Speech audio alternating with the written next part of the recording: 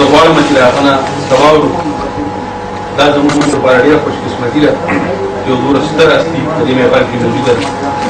زه فیلسوفان حدیث کې کوم د هغه په دې دوه شعرونو باندې کومه چې هغه زموږ په څه وایي چې څومره په تریخ وخت کې خواږه راکوي، څومره په تریخ وخت کې خواږه راکوي، په لمبو راشي ما لښکر راکوي. جانا دا خلک مې دې ووژني کړو، جانا دا خلک مې دې ووژني کړو، ستا د یارۍ پېغور دې نه راکوي.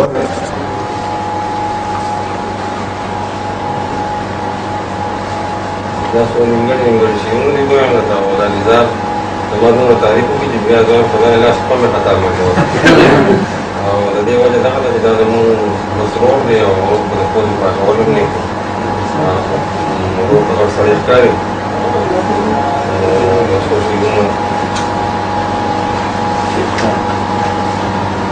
دا دي چې غواړي چې د څوک د لیونو په شان غواړي چې د څوک د لیونو په شان ولې ورته ګورې د پردو په شان بیخ او ته مې د سندرې په شان مسته کړې، ته مې د سندرې په شان مسته کړې، زه خو دې غمجن کړم د ټپو په شان. وښایه ګناه راته وښایه، وښایه ګناه راته وښایه، سترګې ولې اړوې د خپلو په شان. دا ګیلې جنګونه پکې خوند کوي، دا ګیلې جنګونه پکې خوند کوي، مینه په مذهب کې د وړو په شان. مینه په مذهب کې د وړو. راشه نوم نشان د عبید ختم کا، راشه نوم نشان د عبید ختم کا، ستا پوکي ته پروت دی لیرو. بیا ووایه راشه نوم نشان د عبید ختم کا، ستا پوکي ته پروت دی لیرو. یو بل غزل دی خیر دې که مات شولې ولګیا ستمګر دی که نه، خیر دې که مات شولې ولګیا ستمګر دی که نه، جانان په زړه ماتول څه دي زورور دی که نه.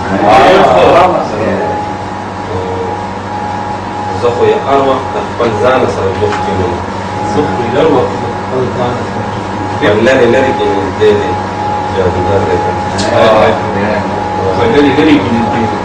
دا چې مې هر وخت پرې ښودو ته د یارۍ جوړوي، دا چې مې هر وخت پرې ښودو ته د یارۍ جوړوي، د بې پښتو مین زړګي نه مې خبر دی که نه. زه بدنصیبه یم خپل زړه را سره ومونه کړه، زه بدنصیبه یم خپل زړه را سره ونه کړه، رقیب خو ستا په مینه موړ دی بختور دی که نه. ډېر ښه جانان چې نه وینم نو نوره دنیا څنګه ووینم، جانان چې نه وي زما د دواړو سترګو زما نظر دی که نه. او خطونه مه بندوه څانګې پښتو مه جوړوه، خطونه مه بندوه څانګې پښتو مه جوړوه، زړه به دې پړق د مینو شي مسافر دی که نه. عبیده ستا سره زلمو او پېغلو ټول وي په مونږ د ګران وي پرې تماته کوي.